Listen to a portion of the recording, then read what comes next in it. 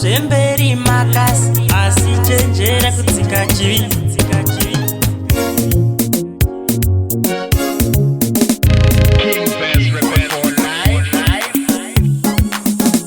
Ukavada chakuriya musa usafunga kuti wagona. Ukavada chakuriya musa usafunga kuti wagona. Watoriyambudza usafunga kuti wagona. Watorigonera usafunga kuti wagona. Iyambiro kune vese vanodaro upenyu ifiri rinongotenderera. Nhasi ndini asi mangwana ndiwe panyika pasi pedu kumuzinda hakuna weko hama yangu. Ukavada chakuriya musa usafunga kuti wagona.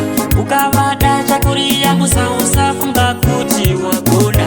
Watoriyambudza usafunga kuti wagona. Watorigonera usafunga kuti wagona. Rangarira iwo nyaya iya ya Josefa.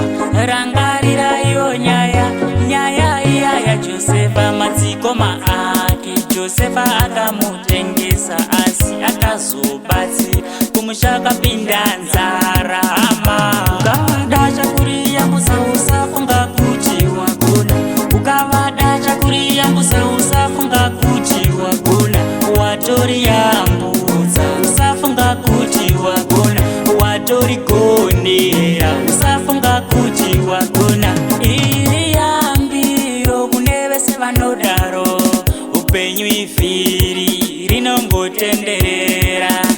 Nhasi ndini asi mangwana ndiwe panyika pasi pedu kumuzinda hakuna weko hama yangu. Ukavada chakuriya musa usafunga kuti wagona.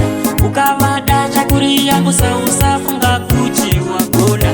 Watoriyambudza usafunga kuti wagona.